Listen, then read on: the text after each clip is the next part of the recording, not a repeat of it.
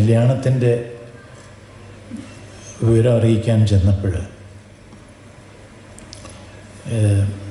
ഭസ്മം എടുത്തിട്ട് കയ്യിൽ തന്നു. അതൊരു പതിവാണ്. ഇന്നും ആ ഭസ്മത്തിൻ്റെ സുഗന്ധം ആ റൂമിലേക്ക് കയറുമ്പോഴുള്ള ഇന്നും ഓർക്കുകയല്ല, മനസ്സിൽ ഉൾക്കൊള്ളുകയാണ്. അതോടൊപ്പം തന്നെ ഇവിടെ വരൂ എന്ന് പറഞ്ഞിട്ട് എന്തോ ഒരു കനമുള്ളൊരു കവർ എൻ്റെ കയ്യിലോട്ട് തന്നു. അതെന്താണെന്നുള്ളത് നിങ്ങൾക്ക് മനസ്സിലാക്കുന്നത് ഞാൻ പറയുന്നില്ല. അതൊക്കെ അങ്ങനെയൊക്കെയാണ്. സന്തോഷമായിട്ടിരിക്കണം, ഐശ്വര്യമായിട്ടിരിക്കണം എന്ന് അങ്ങനെയുള്ളൊരു ബന്ധത്തിലുള്ളവരെ ജീവിതത്തിൽ ഒരിക്കലും മറക്കാനൊക്കില്ല. പണമോ ഒന്നുമല്ല, ആശ്ലേഷങ്ങൾ ഒന്നും നമുക്ക് തന്നില്ലെങ്കിൽ പോലും അന്നത്തെ കാലത്തെ ബന്ധം അത്രയ്ക്ക്, അതിനെ ഉറപ്പിച്ച് പറയുകയാണെങ്കിൽ ആ ബന്ധം എന്ന് തന്നെ പറയണം, അല്ലെങ്കിൽ ബന്ധം എന്ന് പറഞ്ഞാൽ പോരാ. ഇതെല്ലാം വെച്ചുകൊണ്ട് ആ കുടുംബമായിട്ട് മക്കളുമായിട്ടൊക്കെ വളരെ സഹോദരങ്ങളെ പോലെ, അതായത് കൂടെ നടക്കാനും സന്തോഷപ്പെടാനും ഒക്കെ സൗകര്യങ്ങളൊക്കെ ഉണ്ടാക്കി തന്ന ആ പിതാവിനെ സ്മരിക്കുകയാണ്. വേറെ ഒന്നും കൂടുതൽ എനിക്ക് പറയാനില്ല. നിങ്ങളോടൊപ്പം നന്ദി പറയുക എന്ന് പറഞ്ഞാൽ അതും തെറ്റാവും. കാരണം നാം ഒക്കെ ഇതിൽ പങ്കെടുക്കുന്നവരാണ്. നാം വളരെ സന്തോഷത്തോടെ ആദരവോടു കൂടി അദ്ദേഹത്തെ ഓർക്കുന്നു. അതിനുള്ള ഒരു നിമിഷം ഞാൻ അതിന് സംസാരിച്ചെങ്കിലും ഉപദ്രവിക്കുന്നില്ല. കാരണം ഈ ഇരിക്കുന്നതിൽ മിക്കവാറുമുള്ള ആളുകൾക്കൊക്കെ തന്നെ അദ്ദേഹത്തെക്കുറിച്ച് എനിക്കറിയാവുന്നിടത്തോളം അറിയാം. മറ്റൊന്ന്, കൂടുതൽ ഞാൻ പറഞ്ഞു പോയാൽ ചിലപ്പോൾ ആരും ഈ ബുക്ക് മുഴുവനും വായിച്ചെന്ന് വരില്ല. അപ്പോൾ എല്ലാവരും ഈ ബുക്ക് വായിച്ചിട്ട് സുബ്രഹ്മണ്യ മുതലാളിയെ നേരെ മനസ്സിലാക്കും എന്നുള്ള വിശ്വാസത്തോടെ ഞാൻ അദ്ദേഹത്തെ ഓർത്തുകൊണ്ട് ആ ആത്മാവിന് നിത്യശാന്തി നേർന്നിട്ട് ആവശ്യമില്ല, അത് എന്നെ കിട്ടിക്കണം. എന്നാലും ആ ഗുരുനാഥനെ, ആ വലിയ മനുഷ്യനെ, ആ പിതൃതുല്യനെ ഓർത്തുകൊണ്ട് പ്രാർത്ഥിച്ചുകൊണ്ട് ഞാൻ എൻ്റെ വാക്കുകൾ ചുരുക്കുന്നു. നന്ദി, നമസ്കാരം.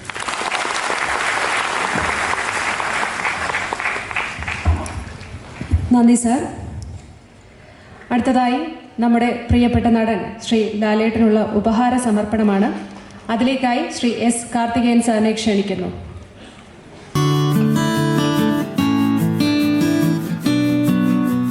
പ്രകാശിപ്പിക്കുന്ന ചടങ്ങ്, അതിന് ആശംസ പറയുന്നത് പ്രിയപ്പെട്ട ദാസേട്ടൻ, പുസ്തകം പരിചയപ്പെടുത്തുന്നത് ശ്രീ കെ ജയകുമാർ.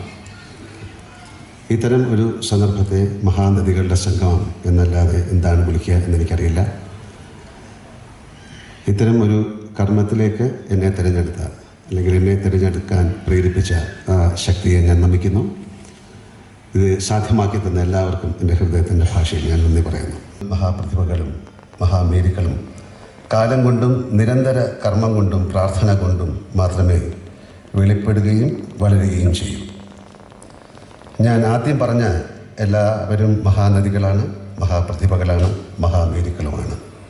ഗംഗയ്ക്കും ഹിമാലയത്തിനും പകരങ്ങളില്ലാത്ത പോലെ ഇവർക്കും പകരങ്ങളില്ല എന്ന് ഞാൻ വിശ്വസിക്കുന്നു. ശ്രീകുമാരൻ തമ്പിസാർ ഇവിടെ എഴുതിയിരിക്കുന്ന വെറും ഒരു വ്യക്തിയുടെ ജീവചരിത്രം മാത്രമല്ല എന്ന് ഞാൻ വിശ്വസിക്കുന്നു. ഒരു വലിയ കാലത്തെ തൻ്റേതായ രീതിയിൽ നിയന്ത്രിക്കുകയും ഏർപ്പെട്ട മേഖലയിലെല്ലാം വിജയത്തെ വെട്ടിപ്പിടിക്കുകയും എല്ലാ വിജയഗോപുരങ്ങളും ധർമ്മത്തിൻ്റെ ശിലയിൽ നിന്ന് ഉയർന്നു വന്നതാവണം എന്ന് ദൃഢമായി വിശ്വസിക്കുകയും ചെയ്ത ഒരാളുടെ ഇതിഹാസ തുല്യമായ കർമ്മകാണ്ഡത്തിൻ്റെ കഥയാണ്. നേരത്തെ ജയകുമാർ ഇവിടെ സംസാരിച്ചപ്പോൾ അദ്ദേഹം പറഞ്ഞു, എനിക്ക് മോഹൻലാലിനും മാത്രമാണ് മെരിലാൻഡിനെ കുറിച്ചോ അല്ലെങ്കിൽ സുബ്രഹ്മണ്യ മുതലാളിയെക്കുറിച്ചോ അത്തരം അടുത്ത അനുഭവങ്ങളില്ല എന്ന്. എന്നാൽ അത് ശരിയല്ല.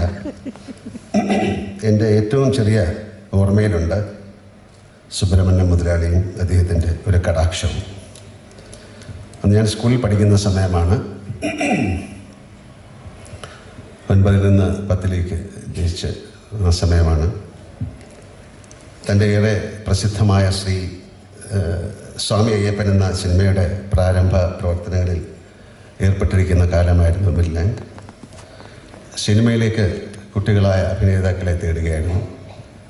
അയ്യപ്പൻ്റെ റോളിലായിരിക്കാം, അല്ലെങ്കിൽ മറ്റു ചില റോളുകളിലായിരിക്കാം.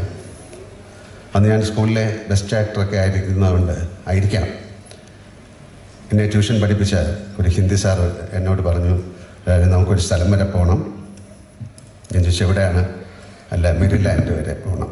അന്ന് എനിക്ക് സിനിമയിൽ അഭിനയിക്കണമെന്ന ആഗ്രഹമോ കാര്യങ്ങളോ ഒന്നുമില്ല. ഞാൻ പറഞ്ഞു എന്താണ്? അല്ല, വരൂ, അവിടെ ഇങ്ങനെ സ്വാമി അയ്യപ്പൻ എന്ന സിനിമയിലേക്ക് കുറച്ച് ആൾക്കാരെ എടുക്കുന്നുണ്ട്, ലാലിനൊന്ന് പോയി നോക്കാം. ഞാൻ പറഞ്ഞു ശരി, വരാം. ഞാൻ ചെന്നു.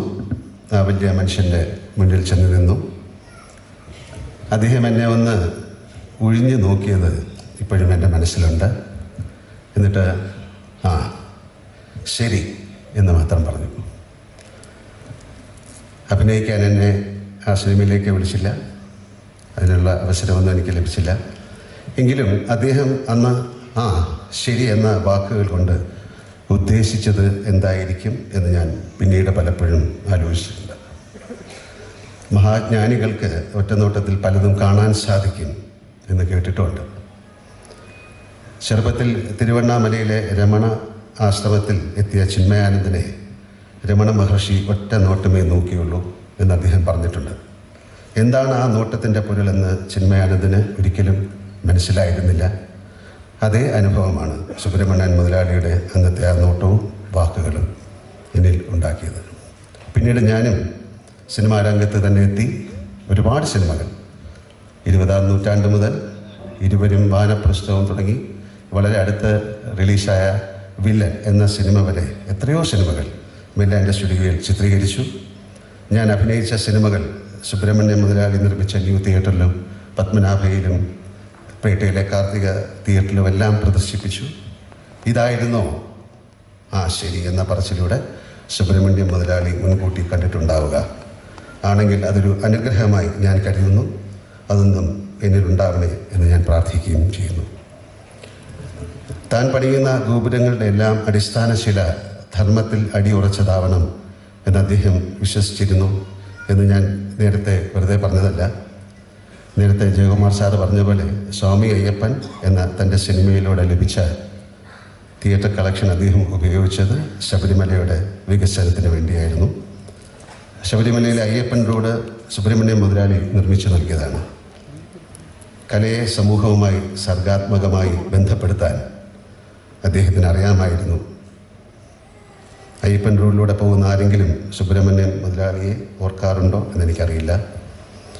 വിളവിന് കാത്തു നിൽക്കാത്ത കർഷകൻ എന്ന് ചിലരെക്കുറിച്ച് പറയാറുണ്ട്. സുബ്രഹ്മണ്യം മുതലാളി അത്തരത്തിൽ ഒരാളായിരുന്നു. നിസ്വാർത്ഥമായി അദ്ദേഹം കർമ്മം ചെയ്തു. കാലങ്ങളിലൂടെ തലമുറകളും അതിൻ്റെ ഫലം അനുഭവിച്ചു, ഇപ്പോഴും അനുഭവിക്കുന്നു. ഒരു വലിയ ജീവിതത്തെക്കുറിച്ച് നമ്മുടെ കാലത്തെ ഒരു വലിയ പ്രതിഭ എഴുതിയ പുസ്തകം മഹത്തുക്കളായ മനുഷ്യർക്ക് മുന്നിൽ പ്രകാശിപ്പിക്കാൻ കഴിയുന്നത് എൻ്റെ സുഹൃതമായി ഞാൻ കരുതുന്നു. വലിയ ജീവിതങ്ങൾ വലിയ വെളിച്ചങ്ങളാണ്, വിളക്കുമാടങ്ങളാണ്. നമ്മുടെ ചെറിയ ജീവിതങ്ങൾക്ക് വഴികാട്ടാൻ അവ എപ്പോഴും തെളിഞ്ഞു നിൽക്കണം. ഈ പുസ്തകം അത്തരത്തിൽ ഒന്നാവും എന്നെനിക്കുറപ്പുണ്ട്. മലയാള സിനിമയിലെ എല്ലാവരും ഈ പുസ്തകം വായിക്കണം എന്ന് ഞാൻ ആഗ്രഹിക്കുന്നു.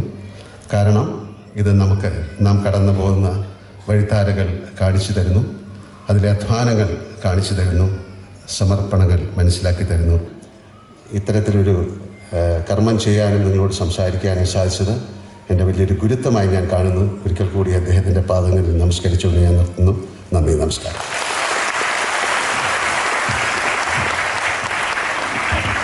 വാക്കുകൾക്ക് നന്ദി അറിയിക്കുകയാണ്. ഞാൻ മക്കളെയൊക്കെ കാണുമ്പോൾ ഇത് പറയും. അപ്പോൾ ഇപ്പം എപ്പോഴും ചോദിക്കും, ചേച്ചി ഇതിങ്ങനെ കാണുമ്പോഴൊക്കെ പറയാറുണ്ടല്ലോ, മല്ലിക ഇങ്ങനെ പറയാറുണ്ടല്ലോ. ഞാൻ പറഞ്ഞത് അവിടെ നിന്ന് കിട്ടിയ ചോറും അവിടെ നിന്ന് കിട്ടിയ അന്ന് ഞാൻ ഊണ് കഴിച്ചിട്ട് 2 ദിവസം കൂടെ എനിക്ക് ഉണ്ടായിരുന്നുള്ളൂ വർക്ക്. നല്ലൊരു അറിയപ്പെടുന്നൊരു വേഷം ചെയ്ത ഒരു പക്ഷേ നല്ലൊരു പടമായിരുന്നിരിക്കാം. ഇവിടെ ഇരുന്ന കുട്ടികൾ, ഞാൻ മധുസാർ ഹെഡ് മാസ്റ്റർ, ഞാൻ ആ സ്കൂളിലെ ഒരു അധ്യാപിക, നമ്മുടെ സായി കുമാർ അമ്പിയൊക്കെ കുട്ടികളായിട്ട് അഭിനയിക്കുന്നവർ. അപ്പം അങ്ങനെ ഞാൻ അവിടെ നിന്ന് ഇറങ്ങി ഇവിടെ വന്ന് നിന്നിട്ട് ഈ പുസ്തകം എഴുതിയത് തമ്പി സാറാണെന്ന് പറയുമ്പോൾ എനിക്കറിയാം ആ പുസ്തകത്തിൽ എന്തെല്ലാം കാണും. ആ ഒരു വലിയ സർവകലാശാലയെക്കുറിച്ചുള്ള എല്ലാം അതിലുണ്ടാവും എന്നുള്ളത് എനിക്കറിയാം. കാരണം തമ്പി സാർ അത്ര വാചാലനാണ്. മെരിലാൻഡിനെ കുറിച്ചും സുബ്രഹ്മണ്യ മുതലാളിയെക്കുറിച്ചൊക്കെ പറയുമ്പോൾ ഒരുപക്ഷെ തമ്പിച്ചേട്ടന് പറയാൻ പറ്റുന്ന പോലെ ആധികാരികമായിട്ട് എത്ര പേർക്ക് പറയാൻ പറ്റുമെന്ന് എനിക്കറിയില്ല. ഏതായാലും ഇങ്ങനെ ഒരു ചടങ്ങ് നടത്താനുള്ള ഒരു പ്രാരംഭ നടപടികളൊക്കെ നടന്നതിന് ശേഷം വലിയ ചേച്ചി ഇതിൽ പങ്കെടുക്കണം എന്നും പറഞ്ഞ് സുരേഷ് ഉണ്ണിത്താൻ എന്നെ വിളിക്കുമ്പോൾ ഞാൻ കൊച്ചിയിലാണ് മക്കളുടെ കൂടെ വിഷു ആഘോഷിക്കാനൊക്കെ പോകുന്നു. ചിലതിനും ആ സമയത്ത് ഒരു 10-15 ദിവസം മുമ്പ്. അപ്പം ഞാൻ പറഞ്ഞു, എന്തായാലും ശരി, കൊച്ചിയിൽ 4 ദിവസമെങ്കിലും ഞാനവിടെ വരും. കാരണം എന്നെ വിളിക്കാൻ തോന്നിയത് തന്നെ ഒരു പക്ഷേ അദ്ദേഹത്തിൻ്റെ ഒരു അനുഗ്രഹമാണെന്ന് ഞാൻ കരുതുന്നു. ഇന്നും അദ്ദേഹത്തിൻ്റെ മക്കളും കൊച്ചുമക്കളും എല്ലാവരും അന്ന് കാണുമ്പോഴുള്ള അതേ സ്നേഹം, അതേ അടുപ്പം എന്നോടും എൻ്റെ മക്കളോടും വളരെ വളരെ ഭംഗിയായി ഇന്നും ആ ബന്ധങ്ങളൊക്കെ നിലനിർത്തിക്കൊണ്ടു പോകുന്നു. ഏതായാലും ഇവിടെ വരാൻ സാധിച്ചു, ഈ പുസ്തക പ്രകാശനത്തിന് ഒരു സാക്ഷിയായി നിൽക്കാൻ സാധിച്ചു. ഇതെല്ലാം എൻ്റെ മുതലാളി എന്നെ അനുഗ്രഹിച്ചെന്ന് വിചാരിക്കുന്നു. തുടർന്നും അദ്ദേഹത്തിൻ്റെ ഏത് പരിപാടികൾ, അദ്ദേഹത്തിനെ കുറിച്ചോ അല്ലെങ്കിൽ അദ്ദേഹത്തിൻ്റെ സ്ഥാപനങ്ങളെക്കുറിച്ചോ അദ്ദേഹത്തിൻ്റെ കുടുംബാംഗങ്ങൾ എന്ത് പ്ലാൻ ചെയ്താലും ഇതുപോലെ ഈ ജയകുമാറിനെ ഉണ്ണിത്താനെയും പോലെയൊക്കെ ഉള്ളവർ ഇതിനൊക്കെ ഒരു നേതൃത്വം കൊടുത്ത് അത് പ്രാവർത്തികമാക്കാൻ സാധിക്കുന്നതിൽ എനിക്ക് ഭയങ്കര സന്തോഷമുണ്ട്. ഇതുപോലെയുള്ള നല്ല കാര്യങ്ങൾക്ക് എന്നും ഞാനും ഒപ്പമുണ്ടാകും. അദ്ദേഹത്തെ എല്ലാ അർത്ഥത്തിലും പ്രാർത്ഥിച്ചുകൊണ്ടും ആ അനുഗ്രഹാശിസ്സുകൾ വീണ്ടും വീണ്ടും വീണ്ടും ഞങ്ങൾക്കൊക്കെ കിട്ടട്ടെ എന്ന് ഒരിക്കൽ കൂടി ആഗ്രഹിച്ചുകൊണ്ടും ഞാൻ നിർത്തുന്നു. നമസ്കാരം.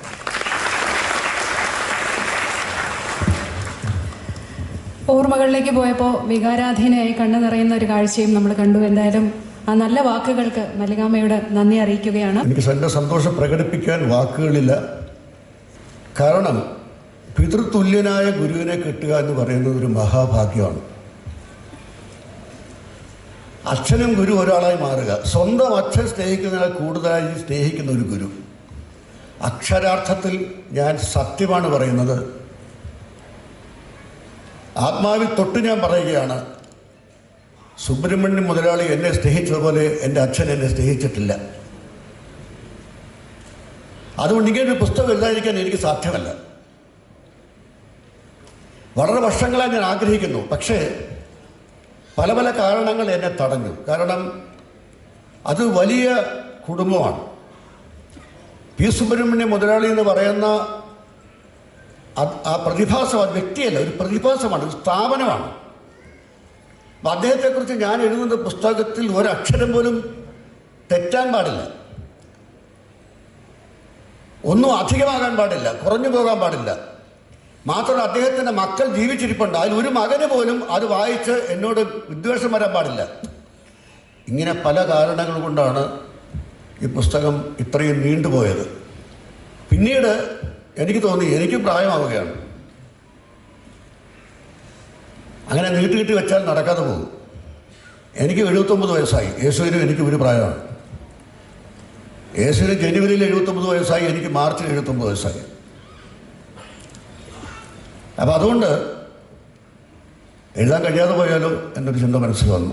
അപ്പോഴാണ് പെട്ടെന്ന് എഴുതണം. അപ്പം എന്നെ സഹായിച്ചത്, തീർച്ചയായിട്ടും എന്നെ സഹായിച്ചത്, എനിക്ക് ശരിക്കൊരു സപ്പോർട്ട് തന്നത്, ഒരു പിൻബലം നൽകിയത് അദ്ദേഹത്തിൻ്റെ മകൻ സുബ്രഹ്മണ്യം കാർത്തികേയൻ, ഞങ്ങൾക്ക് മണി എന്ന് വിളിക്കുന്ന സുബ്രഹ്മണ്യം കാർത്തികേയനാണ്. അദ്ദേഹം പറയും, തമ്പി എഴുതണം, എത്രയും വേഗം എഴുതണം.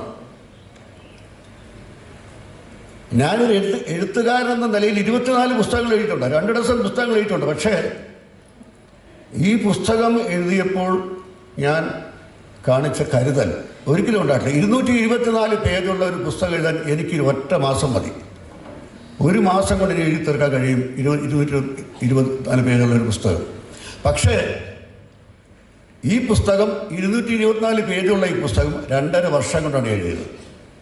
കാരണം കുറേ എഴുതും, DTP ചെയ്യും, അത് വായിക്കും, അന്വേഷിക്കുമ്പോൾ ആ പേര് മാറിപ്പോയി. ഇസക്കയമ്മ എന്നല്ല, അത് വേറെ പേരാണ്. കാരണം ഇതിൻ്റെ ഈ ഡീറ്റെയിൽസ് എടുക്കാൻ അദ്ദേഹത്തിൻ്റെ അമ്മ, അമ്മയുടെ അമ്മ, അച്ഛൻ, അച്ഛൻ്റെ അച്ഛൻ, അങ്ങനെ അദ്ദേഹത്തിൻ്റെ ഭാര്യയുടെ അമ്മ, ഭാര്യയുടെ അച്ഛൻ, ഇവരുടെയൊക്കെ പേരുകളൊക്കെ പലർക്കും അറിയില്ല. സംശയമുണ്ട്. ഇത് അങ്ങനെയാണോ? അല്ല. ഇങ്ങനെയാണോ? അല്ല. കാരണം വെച്ചാൽ വീട്ടിൽ വിളിക്കുന്ന വേറെ വേറെ ഒന്നായിരിക്കും, ശരിക്കുള്ള പേര് വേറെ ആയിരിക്കും. അപ്പോൾ കുടുംബ ബന്ധങ്ങളെ വെച്ചാൽ നമ്മളെപ്പോഴും വീട്ടിൽ വിളിക്കുന്ന പേരെ അറിയുള്ളൂ, ശരിക്കും ലീഗലായിട്ടുള്ള പേരെന്താണ് എന്നുള്ള. അപ്പോൾ അത് പല പ്രാവശ്യമാണ് ഞാൻ ഡോക്ടർ ശിവകുമാർ, അദ്ദേഹത്തിൻ്റെ മറ്റൊരു പുത്രൻ, അദ്ദേഹത്തെ കണ്ട് സംസാരിച്ചു, നേരിട്ട് സംസാരിച്ചു ഞാൻ. പിന്നെ അദ്ദേഹത്തിന് ഒരേ ഒരു മകളാണ്. അദ്ദേഹത്തിന് 5 ആൺമക്കളും ഒരു മകളുമാണ്, ഏകപുത്രിയാണ്. ആ മകളുടെ മനസ്സെന്താണ്? ഈ 4 ആങ്ങളമാർക്കിടയിൽ ഒരു സഹോദരി, ശ്രീമതി ലീല എന്നാണ് അവരുടെ പേര്. അവരുമായി ഞാൻ സംസാരിച്ചു നേരിട്ട്. അവരുടെ അനുഭവങ്ങൾ എന്താണ്, കുട്ടിക്കാലത്ത് അച്ഛനുമായിട്ടുള്ള അനുഭവങ്ങൾ എന്താണ്. അങ്ങനെ ശരിയായി പഠിച്ച് ഇത് തെറ്റുതിരുത്തി പുസ്തക രൂപത്തിലാക്കി ഫൈനലായിട്ട് പിന്നീട് നല്ല പ്രസാധകനെ കണ്ടെത്തണം. കാരണം സുബ്രഹ്മണ്യം മലയാളിയെക്കുറിച്ച് എഴുതുന്ന ഒരു പുസ്തകം കേരളത്തിലെ ഏറ്റവും ഒന്നാമത് നിൽക്കുന്ന ഒരു പ്രസാധനം ചെയ്യണമെന്നൊരു നിർബന്ധമുണ്ടായിരുന്നു. അങ്ങനെ രവി ഡിസിയെ കണ്ടു. ഞാൻ പറഞ്ഞു, ഇങ്ങനെ എൻ്റെ ഒരു സ്വപ്നമാണിത്, ഇങ്ങനൊരു പുസ്തകമാണ്, ഇതൊരു സാധാരണ പുസ്തകം ആകാൻ പാടില്ല, ഹാർഡ് ബൈൻഡായിരിക്കണം, ചെറിയ പുസ്തകമാണെങ്കിലും അത് വിലപ്പെട്ട പുസ്തകമായിരിക്കണം, നിറയെ ഫോട്ടോസ് ചേർക്കണം. അപ്പോൾ 1954 സ്റ്റിൽ വരെ ഇതിനകത്ത് ഈ പുസ്തകത്തിലുണ്ട്. അത് എല്ലാം നിറം മങ്ങിപ്പോയി. അത് നമ്മൾ കമ്പ്യൂട്ടറിലിട്ട് നവീകരിച്ച് ഓരോ ഫോട്ടോയും ഇപ്പം നിങ്ങൾ പുസ്തകത്തിൽ നോക്കിയാൽ ഇന്നലെ എടുത്ത ഫോട്ടോ പോലെ തോന്നും. അങ്ങനെ ഇതെല്ലാം ചെയ്തു തീർക്കാനാണ് ഇത്രയും ദീർഘമായ കാലഘട്ടം എടുത്തത്. പക്ഷേ എനിക്ക് പറയാനുള്ള, ഞാൻ ദീർഘമായി പ്രസംഗിക്കുകയാണ്. എൻ്റെ പുസ്തകത്തിൽ മനോഹരമായിട്ട് എൻ്റെ അനുജൻ ജയകുമാർ സംസാരിച്ചു കഴിഞ്ഞു. അപ്പോൾ അദ്ദേഹം കവിയാണ്, അദ്ദേഹം വാചാലമായി പ്രസംഗിക്കുന്ന ആളാണ്, അർത്ഥഗർഭമായി പ്രസംഗിക്കുന്ന ആളാണ്. അതുകൊണ്ട് അദ്ദേഹം പറഞ്ഞു കഴിഞ്ഞ് ഇനി മേലെ പുസ്തകത്തെക്കുറിച്ച് ഞാൻ പറയുന്നത് കാര്യമില്ല, അല്ലെങ്കിൽ ഞാനിത് പുസ്തകം ഗംഭീരമെന്ന് ഞാൻ പറയുന്ന അർത്ഥമില്ല. പക്ഷെ ഒരു കാര്യം, ഈ പുസ്തകം എഴുതിയ സമയത്ത് പലപ്പോഴും എൻ്റെ കണ്ണുകൾ നിറഞ്ഞൊഴുകിയിട്ടുണ്ട്. അത് ദുഃഖമല്ല, എൻ്റെ കടപ്പാടാണ് ആ കണ്ണീരായി ഒഴുകിയത്. അദ്ദേഹത്തോട് എനിക്കുള്ള കടപ്പാട്. കാരണം ആദ്യമായി ഞാൻ അദ്ദേഹത്തെ കാണുന്നത് എൻ്റെ 24-ാമത്തെ വയസ്സിലാണ്. 24-ാമത്തെ വയസ്സ് എൻ്റെ കാക്കത്തമ്പരാട്ടി എന്ന നോവൽ പബ്ലിഷ് ചെയ്തു. ആരും അദ്ദേഹത്തോട് പറഞ്ഞു, ഇങ്ങനെ ഒരു നോവൽ വന്നിട്ടുണ്ട്, കാക്കത്തമ്പരാട്ടി എന്നൊരു പയ്യൻ എഴുതിയതാണ്, ചെറുപ്പക്കാരൻ എഴുതിയ നോവലാണ്, നല്ല നോവലാണ്. അപ്പോൾ അദ്ദേഹത്തിൻ്റെ പേഴ്സണൽ ഫിസിഷ്യനാണ് ഡോക്ടർ അച്യുതപിള്ള. അദ്ദേഹം എൻ്റെ ഒരു ബന്ധുവാണ്. അപ്പോൾ സുബ്രഹ്മണ്യം മലയാളി ഈ ഡോക്ടറോട് ചോദിക്കുന്നു, ഇങ്ങനെ ഒരു ഹരിപ്പാട്ട് ഒരു ശ്രീകുമാരൻ നമ്പി എന്നൊരു ചെറുപ്പക്കാരനുണ്ട്, അയാളൊരു നോവൽ എഴുതി നല്ല പേര് കുറിച്ചുണ്ട്. അപ്പോൾ സാംബശിവൻ ആദ്യ കഥാപ്രസംഗമാക്കി, വി സാംബശിവൻ. അപ്പോൾ അതിന് വളരെ പ്രചാരം ലഭിച്ചു. അപ്പോൾ അന്ന് സാംബശിവൻ്റെ കഥ എന്ന് പറഞ്ഞു കഴിഞ്ഞാൽ ജനങ്ങളുടെ ഹരമാണ്. അപ്പോൾ സാംബശിവൻ്റെ കഥാപ്രസംഗമാക്കിയപ്പോൾ വളരെ കേരളം മുഴുവൻ പ്രസിദ്ധമായി. അപ്പോൾ അങ്ങനെയാണ് അദ്ദേഹം, ഡോക്ടറാണ്, എന്നെ വിളിച്ചിരുന്നു. ഇങ്ങനെ പി സുബ്രഹ്മണ്യം എൻ്റെ സുഹൃത്താണ്, നിങ്ങളുടെ ഇതൊരു നോവലുണ്ടോ, അത് അദ്ദേഹത്തിന് ഇഷ്ടപ്പെട്ടു, അന്ന് കണ്ടാൽ ചിലപ്പോൾ നടക്കും കേട്ടോന്ന്. അങ്ങനെ ഞാൻ എൻ്റെ 24-ാമത്തെ വയസ്സിൽ ആണ് ഞാൻ അദ്ദേഹത്തെ ആദ്യമേ കാണാൻ. അദ്ദേഹത്തെ കണ്ട ആ സന്ധ്യ എനിക്ക് മറക്കാൻ പറ്റില്ല. എൻ്റെ 24-ാമത്തെ വയസ്സിൽ ഞാൻ ആദ്യമായി കണ്ട സന്ധ്യ. ന്യൂ തിയേറ്ററിന് മുമ്പിൽ ഒരു കസേരയിട്ട് മഹാരാജാവിന് പേര് അദ്ദേഹം ഇരിക്കുന്നു. അദ്ദേഹത്തിൻ്റെ മക്കൾ കുമാർ സാറ്, ചന്ദ്രൻ സാറ്, അവർ കുറച്ച് പേര് പിന്നിൽ അങ്ങനെ കൂടി നിൽക്കുന്നു. അദ്ദേഹം മാത്രം നിൽക്കുന്നു, ബാക്കി എല്ലാവരും പിന്നിൽ നിൽക്കുകയാണ്. അവിടെ വന്നാണ് അദ്ദേഹത്തെ ആദ്യം കാണുന്നത്. ഞാൻ സ്വയം പരിചയപ്പെടുത്തി. അടുത്ത ദിവസം രാവിലെ വരാൻ പറഞ്ഞു. അടുത്ത ദിവസം രാവിലെ വന്നു. ഈ കഥയെക്കുറിച്ച് ഏകദേശ രൂപത്തിലൊക്കെ സംസാരിച്ച് അദ്ദേഹം പറഞ്ഞു, തിരക്കഥ എഴുതാൻ അറിയാമോ? നിങ്ങൾ പയ്യനല്ലേ, എത്ര വയസ്സുണ്ട്? 24. തിരക്കഥ എഴുതാൻ അറിയാമോ? അറിയാം. അതെങ്ങനെ അറിയാം? ഞാൻ പറഞ്ഞു, ഞാൻ ധാരാളം സിനിമകൾ കണ്ടിട്ടുണ്ടോ? അദ്ദേഹം ചിരിച്ചു. Correct, that is A correct answer. ഞാൻ ധാരാളം സിനിമകൾ കണ്ടിട്ടുണ്ട്. പിന്നെ പ്രൊഫസർ ജാബുവാല എഴുതിയ തിരക്കഥകൾ വായിച്ചിട്ടുണ്ട്. അത് ഷേക്സ്പിയർ വാല, ഹൗസ് ഹോൾഡർ തുടങ്ങിയ ഈ ശശി കപൂർ നായകനെ വെച്ച് ഇംഗ്ലീഷ് പടങ്ങളാണ് മർച്ചൻ്റ് ഐവറി പ്രൊഡക്ഷൻസ് നിർമ്മിച്ചത്. അപ്പോൾ ഈ പടങ്ങളുടെ സ്ക്രീൻ പ്ലേ പബ്ലിഷ് ചെയ്തിട്ടുണ്ട്. ഇന്നിപ്പോൾ മലയാളത്തിലെ എല്ലാ പടങ്ങളുടെയും സ്ക്രീൻ പ്ലേ അച്ചടിച്ച് വരുന്നുണ്ട്. അന്ന് അങ്ങനെയല്ല. അന്ന് ഈ പുസ്തകങ്ങൾ അച്ചടിച്ച് വന്നിട്ട് അത് ഞാൻ വായിച്ചിട്ടുണ്ട്. അപ്പോൾ തിരക്കഥയുടെ ഒരു രൂപരേഖ എനിക്കറിയാം. അപ്പോൾ അടുത്ത് അദ്ദേഹം പറഞ്ഞു, ഉടൻ തന്നെ പറഞ്ഞു, അപ്പോൾ ഇവിടെ താമസിച്ച് തിരക്കഥ എഴുതും. അപ്പോൾ ഞാൻ 24-കാരനാണ്, എനിക്ക് ഭയമുണ്ട്, എന്തായി തീരുമെന്ന് അറിയില്ല. എവിടെ പെട്ടെന്ന് ആലോചിച്ച് അദ്ദേഹത്തിന് രാമകൃഷ്ണൻ എന്നൊരു പേഴ്സണൽ സർവൻ്റ് ഉണ്ട്. രാമകൃഷ്ണ, തമ്പിയെ ആർട്ടിസ്റ്റ് താമസിക്കുന്ന സ്ഥലത്ത് താമസിപ്പിക്കണ്ട, ഈസ് എൻ എഞ്ചിനീയർ. അതിനൊരു കാര്യം ചെയ്യൂ, നസീറിൻ്റെ റൂമിൽ ഒരു കട്ടിലും കൂടെ പിടിച്ചിട്, ഈ കുട്ടി അവിടെ താമസിക്കട്ടെ. അപ്പം തന്നെ അദ്ദേഹം എൻ്റെ പിതാവായി മാറി. അപ്പോൾ തന്നെ അദ്ദേഹത്തിൻ്റെ പിതാവായി മാറി. കാരണം ഇവൻ ആർട്ടിസ്റ്റിൻ്റെ കൂടെ താമസിച്ച് കഴിഞ്ഞാൽ ആർട്ടിസ്റ്റ് മദ്യവയ്ക്കും, സിഗരറ്റ് വലിക്കും, അവർ പലരും സംസാരിക്കും, ഗോസിപ്പ് സംസാരിക്കും. ആ കൂട്ടത്തിലേക്ക് പയ്യനെ വിടണ്ട എന്ന് ചിന്തിക്കുന്ന ഒരു അച്ഛനാണ് അദ്ദേഹമാണ് എൻ്റെ ഗുരു. അങ്ങനെ ഞാൻ ഈ തിരക്കഥ, കാക്കത്തമ്പുരാൻ്റെ തിരക്കഥ എഴുതാൻ താമസിക്കുന്നത് പ്രേംനസീറിൻ്റെ റൂംമേറ്റായിട്ടാണ്. ന്യൂ തിയേറ്റർ കോംപ്ലക്സിൽ ന്യൂ തിയേറ്ററിൻ്റെ വലതുവശത്തൊരു ബിൽഡിംഗ് ഉണ്ട്. ഇന്ന് ചന്ദ്രസാറിൻ്റെ ഓഫീസ് അതിന് താഴെയാണ്. അതിന് മേലെ അങ്ങേയറ്റത്തുള്ള മുകളിൽ അങ്ങേയറ്റത്തുള്ള റൂമിൽ നല്ല മനോഹരമാക്കി അലങ്കരിച്ച് പ്രേംനസീറിന് മാത്രമായിട്ട് അവിടെയാണ് നസീർ സാർ താമസിക്കുന്നത്. ഇന്നത്തെ നമ്മുടെ താരങ്ങൾക്ക് പോലെ അന്ന് AC റൂമോ അല്ലെങ്കിൽ വലിയ സ്റ്റാർ ഹോട്ടലോ അല്ലെങ്കിൽ കാരവനോ ഒന്നുമില്ല അന്ന്. അതാണ് രീതി. അപ്പോൾ ആ ആർട്ടിസ്റ്റിൻ്റെ കൂട്ടത്തിൽ ഒരു റൂമിൽ കൊണ്ട് പയ്യനെ താമസിപ്പിക്കരുത് എന്ന് കരുതിയ ആ കരുതലാണ് എനിക്ക് അദ്ദേഹത്തോടുള്ള കടപ്പാട്. കാരണം 52 വർഷം സിനിമയിൽ ജീവിച്ചിട്ടും ഞാൻ മദ്യപിച്ചില്ല. അതിന് കാരണം സുബ്രഹ്മണ്യ മുതലാളി എൻ്റെ ഗുരുവായതുകൊണ്ടാണ്.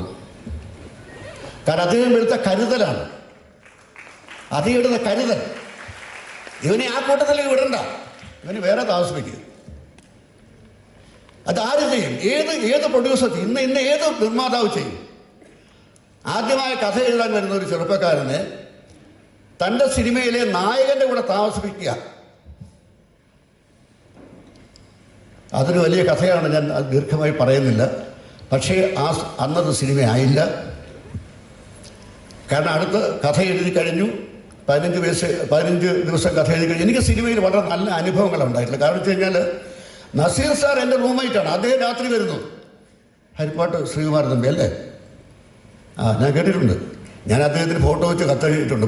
ചെറുപ്പത്തിൽ കുട്ടിക്കാലത്ത് ഫോട്ടോ വെച്ച് പ്രീ യൂണിവേഴ്സിറ്റി പഠിക്കുമ്പോൾ ഫോട്ടോ വെച്ച് കത്തെഴുതിയിട്ടുണ്ട് ഞാൻ. അപ്പം അങ്ങനെയുള്ള എന്നെക്കുറിച്ച് അദ്ദേഹം വരുമ്പോൾ ചോദിക്കും, എത്ര സീൻ എഴുതി? 7 സീൻ എഴുതി. വായിക്കുക, കേൾക്കട്ടെ. വായിച്ചു കണ്ടു. അങ്ങനെ ഒരു ഹീറോ ആലോചിച്ച് നോക്കുക ആ കാലഘട്ടത്തെ കുറിച്ച്. പക്ഷേ തിരക്കഥ എഴുതി വായിച്ച് പൂർത്തിയാക്കി. അപ്പോൾ അദ്ദേഹം കഥയുടെ പ്രധാന ഭാഗത്ത് കൈവച്ചു. കാരണം നായിക 2 പ്രാവശ്യം വിവാഹിതയാകുന്നുണ്ട്. തമ്പി അത് പറ്റില്ല, നായിക 2 പ്രാവശ്യം വിവാഹം കഴിക്കാൻ പാടില്ല. കാരണം നമ്മുടെ കേരളത്തിലെ സ്ത്രീകളുടെ മനസ്സിൽ നായിക എന്ന് പറയുന്നത് ശീലാവതി സീതയൊക്കെ ആയിരിക്കണം. ഒരു പുരുഷനെ കുറിച്ച് മാത്രം ചിന്തിക്കുന്ന നായികയായിരിക്കണം. ആ കാലമൊക്കെ പോയി കേട്ടോ. ഇതിപ്പോൾ ഞാൻ പറയുന്ന 1964 കാര്യമാണ്. അപ്പോൾ അങ്ങനെയാണ്. അതുകൊണ്ട് നമുക്കത് മാറ്റണം. അപ്പോൾ 24 വയസ്സുള്ളെങ്കിലും ഞാൻ പറഞ്ഞു, മുതലാളി അത് മാറ്റാൻ പറ്റില്ല. കാരണം എൻ്റെ കഥ അതാണ്.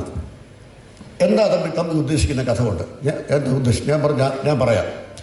ആദ്യം ജാനമ്മ എന്ന പെണ്ണിനെ പ്രണയിച്ച് വിവാഹം കഴിച്ചവൾ നാട്ടുകാർ അവളെക്കുറിച്ച് അപവാദം പറയുമ്പോൾ അത് വിശ്വസിക്കുന്നു. എന്നാൽ നാട്ടിൽ റൗഡിയായിട്ട് അറിയപ്പെടുന്ന ഒരുത്തൻ അവളെ പുനർവിവാഹം ചെയ്യുന്നു. ആ റൗഡിയായിട്ട് അറിയപ്പെടുന്ന വൃത്തികെട്ടവൻ അവളെ വിശ്വസിക്കുന്നു. അപ്പോൾ പ്രണയം കൊണ്ട് വിശ്വാസം വരണമെന്നില്ല. അതാണ് എൻ്റെ ആദ്യ നോവലിൻ്റെ സബ്ജക്റ്റ്. ഞാൻ പറഞ്ഞു, അതുകൊണ്ട് ആ 2ാം വിവാഹം വെച്ചേ പറ്റുള്ളൂ, അല്ലെ എൻ്റെ നോവൽ ആവുകയില്ല അത്. അപ്പോൾ അദ്ദേഹം പറഞ്ഞ വാദം എനിക്ക് ഇപ്പോഴും ഉണ്ട്. I respect your conviction. എങ്ങനെയെങ്കിലും ഈ കഥ സിനിമയാക്കണം നിങ്ങൾക്ക് ആഗ്രഹമില്ല, so you have a bright future. അദ്ദേഹം പറഞ്ഞ വാക്കാണ്. എങ്ങനെയെങ്കിലും സിനിമയാക്കണമെന്ന് ആഗ്രഹിച്ചു വന്ന ആളാണ് നിങ്ങൾ. You have bright future because you have a conviction of your own. അതുകൊണ്ട് ഞാനിത് ഈ കഥ ഞാൻ എടുക്കുന്നില്ല. അപ്പോൾ കഥയ്ക്കകത്ത് ഞാൻ അന്ന് കവിയായതുകൊണ്ട് 6 പാട്ടുകൾ എഴുതി വെച്ചിരുന്നു. അപ്പോൾ അദ്ദേഹം മറിച്ച് നോക്കിയപ്പോൾ ഈ പാട്ടുകൾ കണ്ടു, അത് വായിച്ചു. അപ്പോൾ ഈ സമയത്ത് ഇതിനെല്ലാം സാക്ഷിയായി നമ്മുടെ മഹാനായ തിക്കൃഷി സുകുമാരൻ അദ്ദേഹത്തിന് പുറകെ നിൽക്കുന്നുണ്ട്. അപ്പോൾ അദ്ദേഹം പറഞ്ഞു, തിക്കൃഷി കാണിച്ചു, തിക്കൃഷി ചേട്ടൻ്റെ പാട്ടുകൾ, തിക്കൃഷി ഈ പാട്ട് നോക്കൂ, ഇത് വയലാർ എഴുതുന്ന പോലെയില്ല, പി ഭാസ്കർ എഴുതുന്ന പോലെയില്ല, വേറെ സ്റ്റൈലാണ്. അതാണ് ആദ്യത്തെ കണ്ടെത്തൽ. He has his own style. ഒരു കാര്യം ചെയ്യൂ, നിങ്ങൾക്ക് പാട്ട് എഴുതാൻ അവസരം തരാം, ഈ നോവൽ ഞാൻ എടുക്കുന്നില്ല. കാരണം ഞാൻ നോവൽ എടുക്കണമെങ്കിൽ നിങ്ങൾ കഥ മാറ്റണം. 2 വർഷം കഴിഞ്ഞ് അദ്ദേഹം എന്നെ വിളിച്ചു, കാട്ടുമല്ലി സിനിമയ്ക്ക് പാട്ട് എഴുതിച്ചു. പാട്ട് എഴുതുകാരനായി. പിന്നെ അദ്ദേഹം യാത്ര ചെയ്യുമ്പോൾ അദ്ദേഹത്തിൻ്റെ കാറിൽ അതിന് ഇടതുവശത്ത് എനിക്ക് സ്ഥാനം തന്നു. ആദ്യമായി കാറിൽ ഞങ്ങൾ ഒരുമിച്ച് പോകുമ്പോൾ ഞാൻ ഫ്രണ്ടിൽ കയറിയപ്പോൾ, എന്താ ഫ്രണ്ടിൽ കയറുന്നത്, ബാഗിക്കാർ എൻ്റെ അടുത്തിരിക്കും, ഇവിടെ ഇരിക്കും. അങ്ങനെ എപ്പോഴും ഞാൻ തിരുവനന്തപുരത്ത് അദ്ദേഹം വിളിച്ചിട്ട് ഞാൻ തിരുവനന്തപുരത്ത് വരുമ്പോൾ എയർപോർട്ടിലേക്ക് താണുവിള ഡ്രൈവ് ചെയ്യുന്ന അദ്ദേഹത്തിൻ്റെ പേഴ്സണൽ കാർ അയക്കുള്ളൂ, ആർട്ടിസ്റ്റുള്ള കാർ അയക്കില്ല. സുബ്രഹ്മണ്യമാരാൻ സഞ്ചരിക്കുന്ന പോണ്ടിയാക്ക് കാർ താണുവിള എന്ന ഡ്രൈവറാണ് എയർപോർട്ടിൽ വരിക എന്നെ കൊണ്ട്. അപ്പോൾ അദ്ദേഹം ഞാൻ മകൻ തന്നെ ആയിരുന്നു. You are more than a son എന്ന മരിക്കുന്ന മുമ്പ് അദ്ദേഹം എന്നോട് പറഞ്ഞ വാചകം, you are more than a son to me. പിന്നെ അവസാനം അദ്ദേഹം പറഞ്ഞ വാചകവും എൻ്റെ തലയിൽ വെച്ച് ഗോഡ് ബ്ലെസ് യു എന്നാണ്. അതാണ് ഒരുപാട് ജീവിതത്തിൽ പരീക്ഷണങ്ങളുണ്ടായി. സിനിമ എനിക്ക് എല്ലാം തന്നു, സിനിമ എല്ലാം തിരിച്ചെടുത്തു, സിനിമ എന്നെ വേർപോട്ട് ഉയർത്തി, സിനിമ എന്നെ ചവിട്ടിത്താഴ്ത്തി. പക്ഷെ അപ്പോഴൊക്കെ ഗോഡ് ബ്ലെസ് യു എന്ന വാചകം മുകളിലുണ്ടായിരുന്നു. അതുകൊണ്ട് ഇപ്പോഴും ഞാൻ ധീരനാണ്. അതാണ് ഈ പുസ്തകത്തിൻ്റെ പിന്നിലുള്ള ശക്തി. നന്ദി, നമസ്കാരം.